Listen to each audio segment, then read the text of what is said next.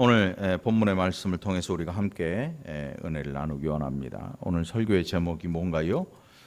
거룩한 제사장이 될지니라.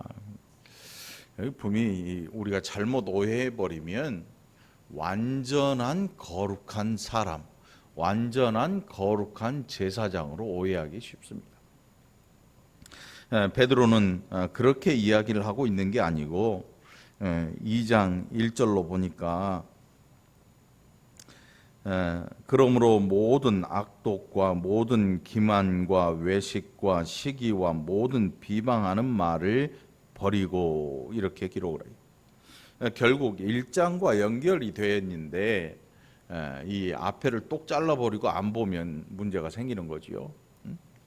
성경이 항상 그래요. 앞뒤 다 잘라버리고 자기 좋아하는 본문만 끄집어내서 봐버리면 앞뒤 생각 안 하고 거기에만 집중하니까 말씀의 방향이 엉뚱한 데로 가버리고 말지요. 오늘 이 본문 말씀을 1장부터 쭉 읽어오면 결국 하나님의 말씀이 우리로 하여금 구원에 이르도록 자라나게 한다.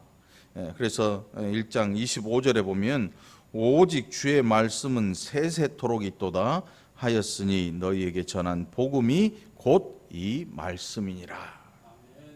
우리가 듣고 우리가 또 눈으로 보고 있는 이 복음은 하나님의 말씀, 기록된 말씀을 통해서 우리에게 주어지는 것입니다. 어떤 말 잘하는 목사님이나 전도하는 사람이나 이런 사람들이 자기 머리로 짜내고 생각해서 전한 게 아니고 기록된 하나님의 말씀을 사도들이 전했고 그 사도들이 전한 복음을 우리는 지금 듣고 있는 것입니다. 그래서 우리의 복음의 뿌리가 어디 있느냐 물어보면 뭐라고 한다 그랬습니까? 우리 복음의 뿌리가 어디 있다고요? 하나님의 말씀에 있고, 그리고 그 최초의 전환자들이 누구냐? 바로 사도들. 선지자와 사도들. 그런데 사복음서와 또 신약을 통해서 우리에게 예수 그리스도의 복음을 전한 분들이 누구냐 하면 사도들. 그래서 우리 복음이 어디서부터 출발하느냐? 사도들의 복음으로부터 출발하는 것입니다. 사도 외에 다른 복음은 없습니다. 사도들이 전한 복음 외에 다른 복음은 없어요. 그래서 바울이 이야기한 것처럼 다른 복음은 없다 이렇게 이야기해요. 다른 복음은 없다. 여기다 슬쩍 뭘 섞거나 또 이 타가지고 자기들의 유익을 위해서 전했던 그 모든 것들을 거짓 복음이라고 해요. 거짓 복음. 사도들이 전한 복음, 이것이 참된 복음으로 오늘 저와 여러분이 듣고 믿고 읽는 이 복음인 줄 믿습니다. 그래서 베드로는 지금 2장 1절에서 모든 악독과 모든 기만과 외식과 이 사기와 모든 비방하는 말을 버려라. 이 버리라고 하는 거는 안 가지고 있는 걸 버리라고 하면 이상하지요. 안 가지고 있는데 너 다 버려. 6월절 전날 이스라엘 백성들이 출애굽하기 전날 자기 집에 있는 그 모든 그 누룩과 관련된 모든 걸 다 내다 버립니다. 내다 버리라고 하셨지요. 없으면 못 버리는데 분명히 있거든요. 우리에게 죄를 버려라. 죄의 모습을, 죄의 모양이라도 버려라. 성경이 이렇게 우리에게 말씀하고 있지요. 죄가 없는 사람에게 죄를 버리라 이렇게 말하진 않습니다. 오늘 2장 1절에 기록된 말씀을 보면 우리가 가지고 있는 우리의 마음속에 들어있는 모든 악한 일들을 기록하고 있어요. 우리의 마음에 이런 것들이 가득 차 있거든요. 예수님의 제자들에게 왜 당신의 제자들은 손 안 씻고 밥 먹습니까? 손 안 씻고 밥 먹으면 어떻게 돼요? 네? 손 안 씻고 밥 먹으면 어떻게 돼요? 맛있어요 그냥. 호떡 먹는데 여러분, 호떡 누가 사서 주는데 일 막 하다가 맨손이야. 시커멓게 묻었어. 어떻게 먹어? 호떡 어떻게 먹어야 돼? 잡은 자리면 잘라 먹으면 되지. 이거 병 안 걸려요. 예수님의 제자들에게 왜 당신의 제자들은 문 앞에 있는 그 결례통에서 손을 안 씻고 들어와서 음식을 먹는 겁니까? 왜 떡을 뗍니까? 예수님이 뭐라고 하시는가 하면 입으로 들어가는 것 가지고는 사람을 더럽게 할 수가 없다. 진짜 더러운 건 뭐냐 하면 우리 안에, 너희 안에 있는 것들이다. 그 안에 온갖 시기와 질투와 당짓는 것과 분냄과 이런 것들이 너희의 입을 통해서 나와서 너희로 더러운 자가 되게 하는 것이다. 결국 우리 안에 숨어있는 죄들, 우리의 심령 안에, 우리의 마음 안에 죄들이 가득히 들어있는데 베드로는 말하기를 주의 말씀으로 너희가 이제 변화를 받을 텐데 그 모든 것들을 다 버려라. 여러분, 사실 우리 안에 이런 것들이 가득합니다. 모든 악독과 모든 기만과 외식과 이 사기와 시기와 모든 비방하는 말을 버려라. 시기하는 거죠. 여러분, 얼마나 많습니까? 젊은 애들도 지보다 이쁘면 시기가 나요. 젊은 남자들도 자기보다 잘생기고 근육이 막 생기고 어깨가 떡 벌어진 정말 이 그림같이 생긴 애들을 보면 성기를 냅니다. 왜요? 뭔가 좀 차이가 나는 걸 견딜 수가 없어 하지요. 같은 회사를 다니고 같은 동네에 사는데도 불구하고 뭔가 나와 다르거나 나보다 낫거나 또 혹은 내가 가지지 못한 것을 가진 그런 것들을 보면 사람 안에서 은근히 시기가 올라옵니다. 질투도 나고 샘내지요. 때로는 그것이 그냥 거기에 머무르지 않고 사람을 해하는 일까지 일어나기도 합니다. 무섭지요. 이게 우리 안에 들어있는 눈으로 볼 수 없지만 존재하는 죄성입니다. 베드로는 바로 2장 1절에서 그것을 말하고 있습니다. 그러므로 우리가 이런 모든 것들을 다 버려야 되는데 이렇게 버리고 나서 어떻게 변해야 될 것인가? 2장 2절에 보니까 갓난 아기들 같이 순전하고 신령한 젖을 사모하라. 말씀을 이해하지 못하고 오해하는 사람들은 이 말씀을 보고 뭔 생각하냐면 엄마 젖의 성분을 따져요. 여기에 뭐가 이 병 안 걸리게 하는 면역력이 강하게 해주는 뭐가 있고 해가지고 엄마 젖에 대한 이야기를 해요. 그런데 베드로는 지금 엄마 젖에 대한 이야기가 아니고 아이가 그렇게 엄마 젖만을 먹고 자라나는 그 모습을 통해서 성도가 뭘 먹어야 될 것이냐를 이야기하는 거지요. 젖 먹으란 소리가 아니죠. 젖 먹으란 소리가 아니고, 그리고 뭐 여기에서 자라나면 딱딱한 음식, 그건 바울이 한 다른 이야기고, 지금 베드로가 여기서 하고 있는 이야기는 우리로 젖을 먹고 막 자라나서 통실통실 건강하게 되고 막 이렇게 되라 그런 뜻이 아니고, 이것을 먹고 자라나는 아이, 다른 것을 생각지 아니하는 아이처럼 순전한 그리스도인이 되라는 것입니다. 순전한 그리스도인. 여러분, 신앙생활을 하면서 여러분들의 마음속에 순전한 마음이 들지 않거든 오늘 당장 하나님 앞에 가서 여러분 눈물을 흘려 여러분 자신을 내놓기를 축원합니다. 그리고 변화를 구해야지요. 하나님, 나는 어떻게 이렇게 안 순수할까요? 저는 왜 이렇게 순전하지 못합니까? 저는 왜 날마다 거룩한 일을 생각하면서 한편으로는 다른 일을 또 생각하고 있습니까? 라는 우리 자신에 대한 이야기를 하나님 앞에 내놔야 되는 것입니다. 베드로는 지금 그 이야기를 하고 싶은 것입니다. 우리 안에 얼마나 많은 공명심이 있고 우리 안에 얼마나 많은 이 높아지고자 하는 욕망들이 얼마나 많은지 모릅니다. 목회자인 저도 마찬가지지요. 교인들 많아지면 1000명, 2000명 되면 저는요 이 시흥시에서 유명 인사가 될 수 있습니다. 열심히 목회해가지고 유명세도 떨쳐보고 좋은 차도 타보고 좋은 집 살고 자식들 결혼하는데 문제 없고 뭔 일 당하면 막 부조가 수천만 원, 수억씩 들어오는 그런 엄청난 교회에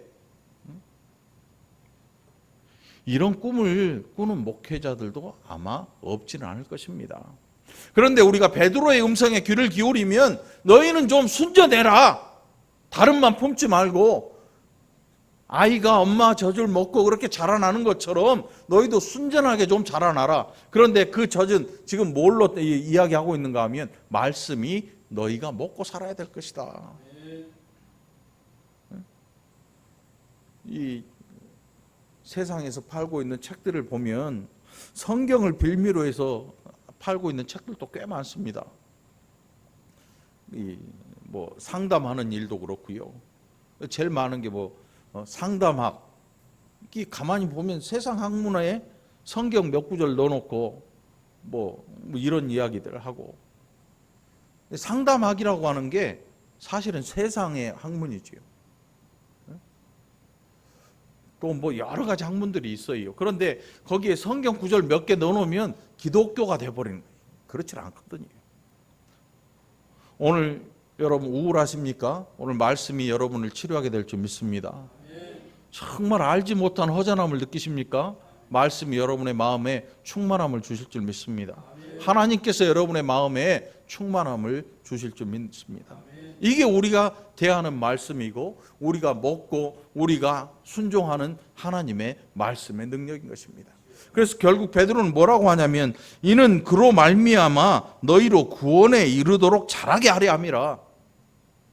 말씀 먹지 않으면 자라나지 못합니다. 여러분 우리나라에 전쟁이 일어났던 게 1950년 딱 70년이 지났죠. 1950년 주일이었던 6월 25일 주일 새벽에 탱크가 이 38선을 넘어왔어요. 휴전선을. 순식간에 나라가 초토화가 돼버립니다. 그런데 그 당시에 가장 불쌍한 게 누구냐면 갓난아기. 엄마 뱃속에서 나온 지 한두 달 아니면 걸음마를 막 시작하는 돌이 갓 지났거나 한 10개월이나 뭐 10몇 개월짜리 갓난아이들. 엄마가 업고 가다가 포탄 맞아 죽으면 그 옆에 갓난아이가 엄마 짐 메고 걸어가는 거 아니죠, 여러분? 엄마 등에 엎여 있든지 옆구리에 차고 갔든지 엄마가 죽으면 옆에서 울고 앉아 있어요. 그런 사진들 아마 많이 봤을 겁니다. 근데 그 아이가 어떤 아이는 쓰레기를 주워 먹고 살기도 해요. 그런데 그런 아이는 정말 10손가락에 꼽을 아이. 거의 대부분 엄마 옆에서 굶어 죽어요. 전쟁의 비참함이 엄마 옆에서 굶어 죽어요. 갓난아이. 왜? 젖을 먹어야 되는데 엄마가 죽었으니까 젖을 줄 수가 없지요.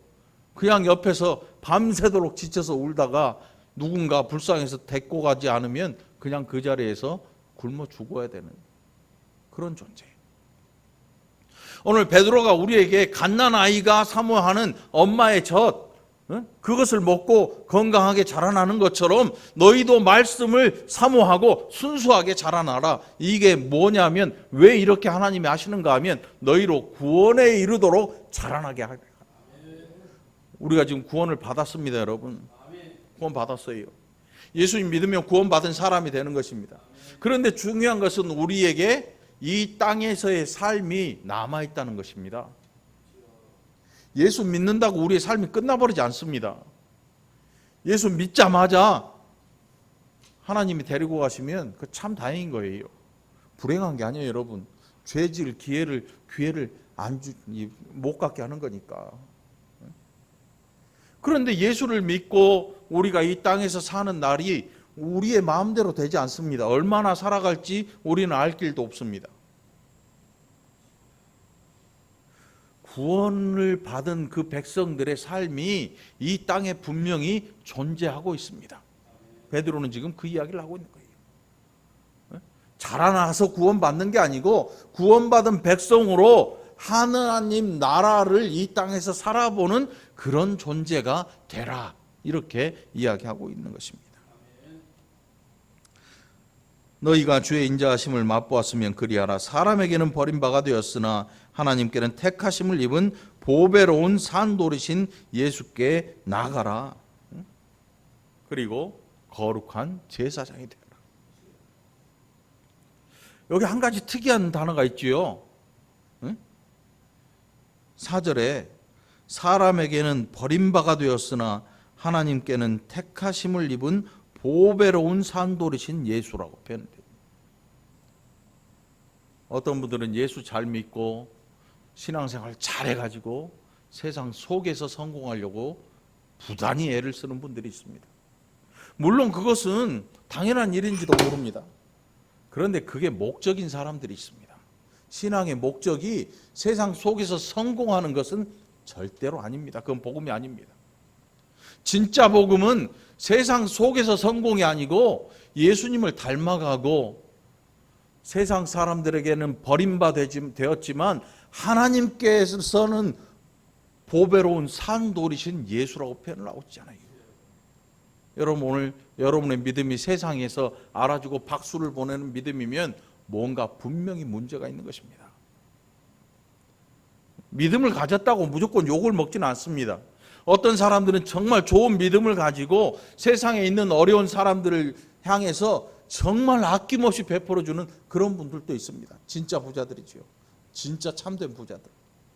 물질의 가치를 어떻게 사용해야 될지를 아는 사람들. 그런데 그렇지 못한 사람도 있습니다. 재산은 어마어마 많고 믿음이라고 하는 것이 큰 사람들이, 교회 안에 사람들이 그 사람 하면 이렇게 하는데 세상 사람들이 보기에는 너나 나나 다른 게 뭐냐. 그들의 머리에 이 물음표가 달리는 사람들, 그런 사람들도 있다는 거예요. 성경은 사도 베드로는 오늘 우리에게 그런 사람이 되라고 이야기하는 거 아닙니다. 사람에게는 버림받았으나 하나님께는 택하신 보배로운 산돌이신 예수께 나아가라. 네? 여러분 자신 있습니까? 네. 자신 있어요? 이렇게 살 자신 있냐 말입니다. 세상에서는 버림받았는데 사람에게 버림받은 자 되고 하나님 앞에서 보배로운 산돌로 살아가신 예수님을 닮아갈 자신 있냐 이겁니다. 잘 생각해 보십시오. 정말 중요한 문제거든요. 우리는 거의 그렇게 살지를 못합니다. 거의 그렇게 살지를 못해요.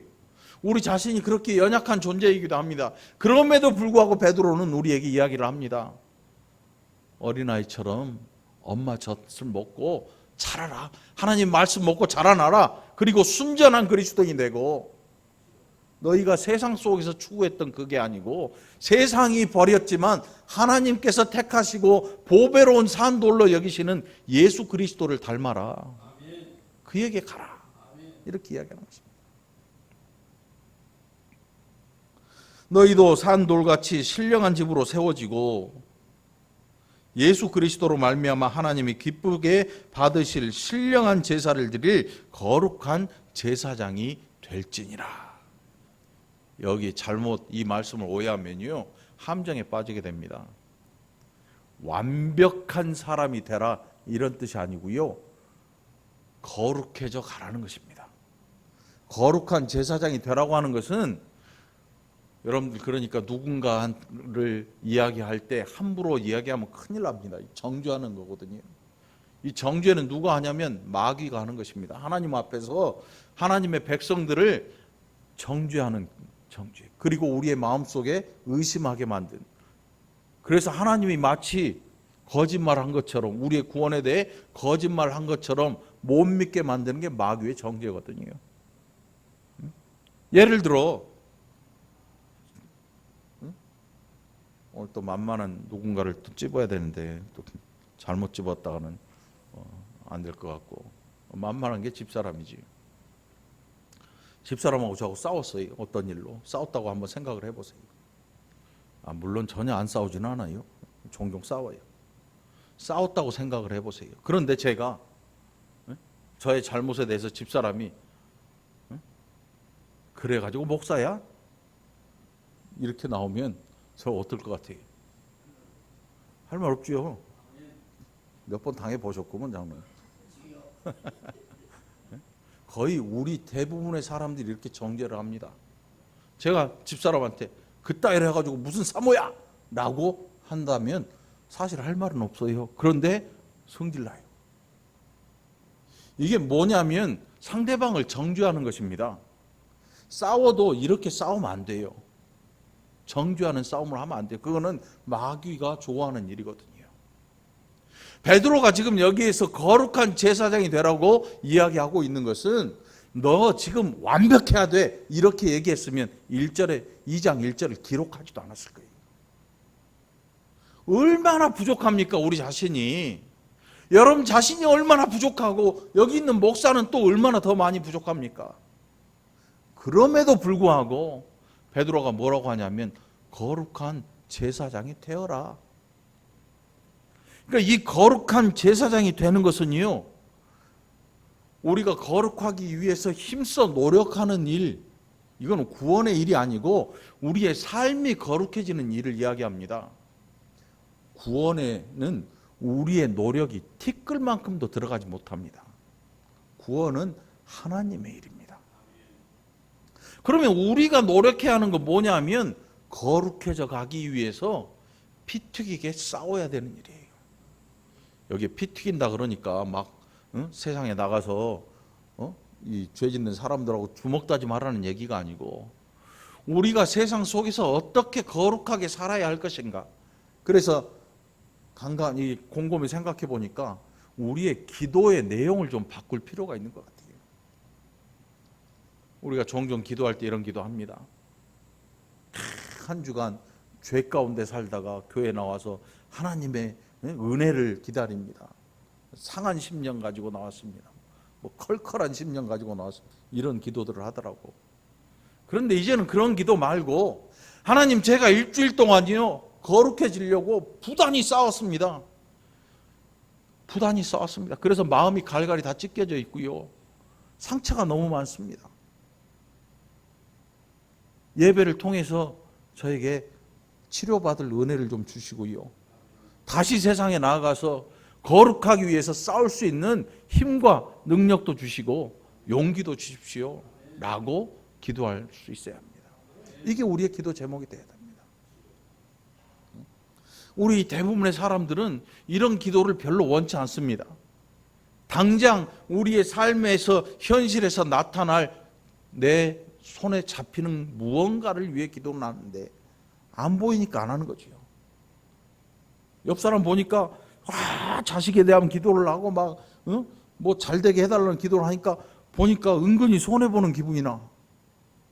여러분 기도원 한번 가보세요.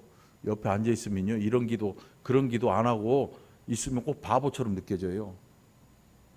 아니 옆에 같이 올라온 그 여자 집사님은 아들에 대해 기도를 하고 막 하나님 S대 뭐 스카이 뭐 하고 막 애를 하늘로 보내달라고 기도를 하는데 가만히 생각해 보니까 내 새끼는 뭐 이 공부도 안 되지 뭐도 안 되지 얼마나 성질나요.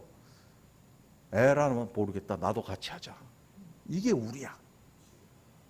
그런데 하나님이 정말 기뻐하시는 기도는 뭘까? 제가 장담컨대 오늘 베드로의 글을 빌리자면 이렇게 부족함에도 불구하고 하나님께서 기뻐하시는 사람이 누구냐 하면 예수 그리스도께 나아가는 자. 그래서 부단히 거룩해지기 위해서 포기하지 않는 사람. 그 백성을 하나님이 기뻐하시는 줄 믿으시기 바랍니다. 이게 우리의 기도의 내용이 되어야 되는 것입니다. 여러분 이렇게 기도하고 이렇게 살아가는 성도들을 하나님께서 부끄럽게 하지 않는다고. 오늘 말씀 6절에 보니까 보라 내가 택한 보배로운 모퉁이 돌을 시온에 두노니 예수님이죠. 그를 믿는 자는 부끄러움을 당하지 아니하리라 하였으니. 여러분 예수님 믿고 구원받은 그 백성이 부끄럽게 이 세상에서 부끄러움을 당하게 하지 않습니다. 누가 장담하냐면 하나님이 장담하셔요. 우리가 생각하는 부끄러움은 뭐냐면 세상에서 한구탱이 찌그러져 가지고 또 돈도 없고 백도 없고 학벌도 없고 뭐 변변찮은데 단지 가진 게 하나님 앞에 드리는 사르밧 과부의 기름병 한 병이나 아니면 예수님으로부터 칭찬받은 이 과부의 동전 2입. 이렇게 살기가 싫은 거죠. 이양 받을 거면 아브라함처럼 대박이 난 부자가 되고 싶기도 하고, 응? 개고생을 조금 했지만 야곱처럼 좀 응? 떵떵거리며 살고 싶기도 한 게 저와 여러분의 소망 아닙니까? 그런데 그렇게 그들의 삶을 들여다보면 그게 아니에요. 그들이 막 부요해가지고 떵떵거렸을 때는 오히려 부끄러움을 당합니다. 그럼 언제 하나님께서 그들의 부끄러움과 수치를 다 가려주셨는가 하면 그들이 하나님 앞에서 박사 깨졌을 때예요. 박사 깨질 때. 잔머리 쓰느라고 아브라함이 사라가 보내주는 몸종에게서 자기 아들을 낳습니다. 이스마엘이라는 아들을 낳아요. 하나님께서 이미 100세의 아들 주마 약속을 했는데 믿을 수가 없는 거예요. 나중에 이 이스마엘이 이삭을 괴롭히다가 집에서 쫓겨나죠. 한번 생각해 보세요. 아무리 하녀에게 낳았지만 자기의 이 씨라고 생각했고 자기의 후사를 이을 아이라고 생각을 했습니다. 그런데 그 아이가 집에서 나가야 돼요. 그 부모에게 엄마와 함께 집을 떠나야 돼요. 여러분 만일 이 일이 별일 아니라고 생각한다면 여러분은 굉장히 잔인한 사람들이에요. 내가 낳은 아들이잖아요. 이게 뭐 고대라 그래서 내 아들 아니라고 천만의 말씀이에요. 내 핏줄이거든요. 우리 교회 가끔 몇 번 왔던 그 인천에 있는 목사님 있잖아요. 그분이 아이가 한 15년을 없었어요. 가지려고 노력했는데 안 생기는 거예요. 그런데 하나님께서 또 은혜 중에 입양할 수 있는 기회를 주셔가지고 입양을 했어요. 그 이제 돌잔치 하려고 이제 좋아가지고 얼마나 이쁘게 키웠는지 몰라. 너무 이뻐가지고 돌잔치 하려고 예약을 딱 걸어놨는데 친부모가 나타나서 애 내놓으래. 1년을 길렀는데 한 10개월을 길렀다 그러더라고. 10개월. 한 3개월인가? 한 8개월, 9개월 길렀을 거야. 잠도 안 자고 옆에서 좋아가지고 응? 이제 내 새끼니까. 근데 부모가 내놓으라는 거야. 입양한 사람이 목사님인 줄 알고 더 내놓으라는 거야. 목사님이면 주겠지 하고. 여러분 어떨 것 같아요? 내가 안 낳았고 10달 동안 정만 들었는데도 눈물을 펑펑 흘리고 몇 달을 횡설수설하고 살더라고. 이게 사람이 가지고 있는 정이거든요. 아브라함이 이스마엘을 내보낼 때 그가 속 편하게 아따 잘됐다 이렇게 내보냈다고 하는 사람은 잔인하고 무서운 사람이에요. 네? 아브라함이 박사 깨져버려요. 언제? 100세에 실제로 아들을 낳았는데 이 아들을 하나님 달라 그래. 야, 저 산에 올라가서 나한테 죽여서 나 줘. 여러분 아브라함의 마음속이 기록되지는 않았지만 제가 생각할 때 정말 속에서 눈물이 철철 흘렀을 것 같아요. 눈물이. 아들 죽이랬는데 아들 죽여달라는데 끌고는 가는데 응? 미쳐버리지 않겠습니까 여러분? 아브라함이 속으로 막 쾌재를 불렀을까요? 아이고 100세의 아들 달렘 주셔야죠. 할렐루야. 이렇게 올라간 아버지가 어디 있습니까 세상에. 부모가 돌아가시면 산에다 묻는다 그래요. 자식이 죽으면 어때요? 평생 가십니다. 평생. 우리 사회에 그런 분들 많잖아요. 그 마음들을 한번 생각하면 아브라함의 마음이 어땠을까 여러분? 짐작을 좀 해봐야 돼요. 너무 막 부흥회 같은 데서 너무 많이 들어가지고 무뎌졌어. 어디 이 손바닥 철봉해가지고 굳은 살 베긴 것처럼 아브라함의 아픈 마음을 한 번도 돌아보려고 하지 않아요. 결론만 나지. 드렸더니 주셨더라. 아니에요. 믿음은 그렇지 않아요. 믿음은 모든 과정을 보십니다. 하나님께서 모든 과정을 보세요. 너 내 백성으로 어떻게 네 인생의 과정을 살았느냐. 근데 우리나라의 이 환경에서는 그게 잘 안 돼요. 모든 과정이 아니고 한 번 대박. 한 번 대박. 그래서 나온 게 뭐예요? 인생 역전.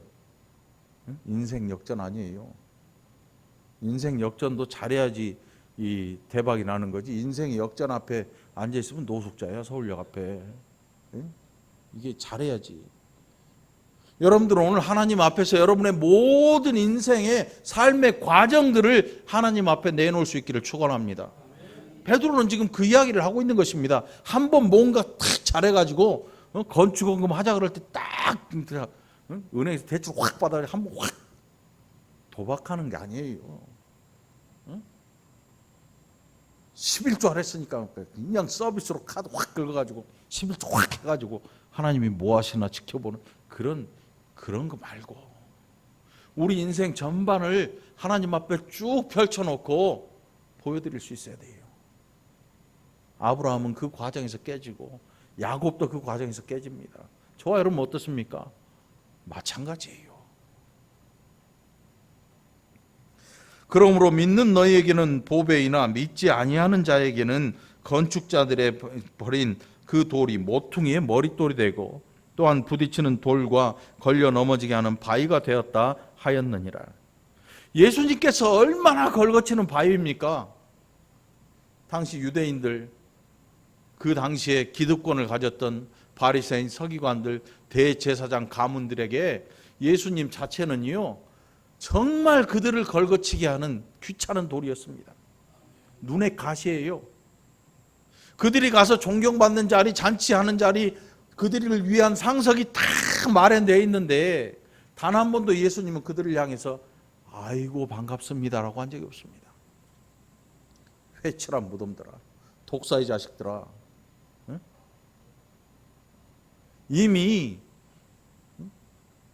너희를 위해서 불구덩이가 예비되었다. 그렇게 살지 마라. 그들이 여태껏 살아왔던 삶의 내용을 예수님이 알고 계시니까 그걸 다 끄집어 내놓으니까 너무나 싫은 거지요. 얼마나 미쳐버리겠습니까, 여러분? 너무너무 화가 나서 잡아 죽여버린 거예요, 메시아를. 그들의 삶이 더 이상 드러나기 싫고 메시아인 줄 뻔히 알아요. 구약에서 예언한 모든 일들이 그들 눈앞에서 다 벌어졌습니다. 죽은 자가 살아났고요, 안진뱅이가 일어나고 소경이 눈을 뜨고 벙어리가 말을 하게 되고, 구약에서 예언하고 있는 메시아가 왔다는 그 모든 일이 그들의 눈앞에 밝히 보여지는데 그럼에도 불구하고 싫은 거예요. 그 믿음이 뭐냐면 세속적인 거죠.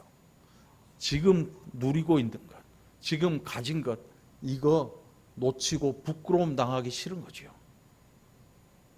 반대로 그들은 예수님을 향해서 버림받은, 너무나 귀찮은 거죠. 그래 내다 버렸어요. 죽여서 영문 밖으로 내다 버렸어요. 그런데 하나님께서 이제 진짜 눈에 보이지 아니하는 성전을 건축하셨는데 그 성전의 머릿돌이 누구냐 하면 예수님이 되신 거예요.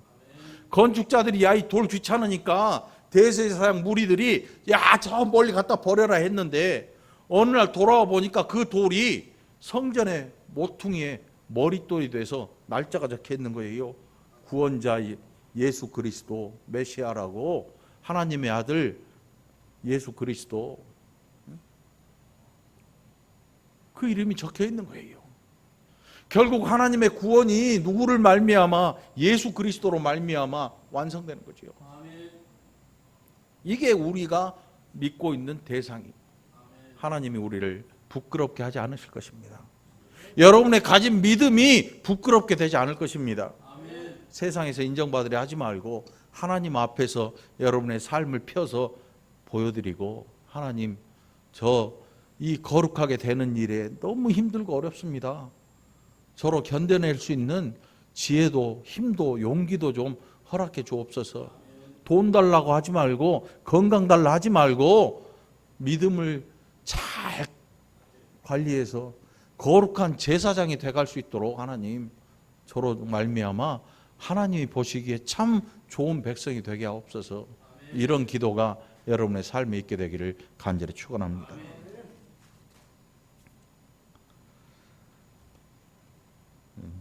9절입니다.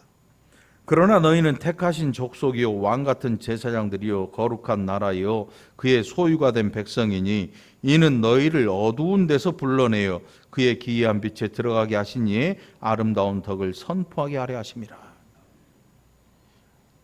그러니까 내 자랑하려고 부르신 게 아니라고 기록되고 있지요. 나를 부르신 이의 아름다운 덕을 선포하라는 겁니다. 무슨 뜻이냐면 내 영광을 위해 살지 말고 하나님 아버지의 영광을 위해 살라고 이야기하고 있는 것입니다. 사람에게 영광 받기를 좋아하지 마십시오. 예수님은 그 영광을 하나님께로 돌립니다. 하나님께로. 예수님의 삶을 돌아보면요, 이 시대에 미국 대통령 아무것도 아니에요. 전 세계의 대통령이 될 수 있는 분이에요. 마음만 먹었으면. 응? 매스컴 출연해서 여러분, 전 세계 사람들이 지켜보고 있는데 야 해가지고 눈을 번쩍 떠요.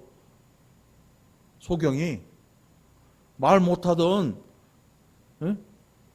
언어 장애를 가진 분이 갑자기 말을 막 하는 거예요. 앉아있던 사람이 벌떡 일어나고,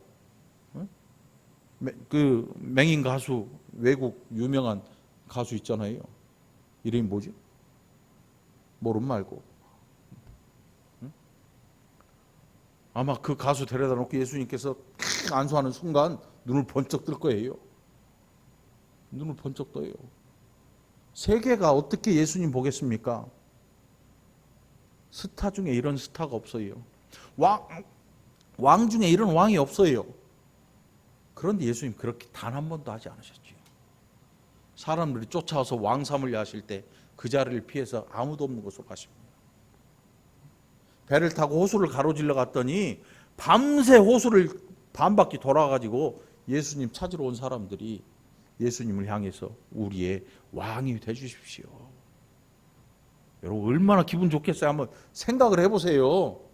한두 명도 아니고, 이 세상 정당에서는 우리의 총재가 되주십시오. 총재가 됐는데 수많은 사람들이 바글바글 따라와.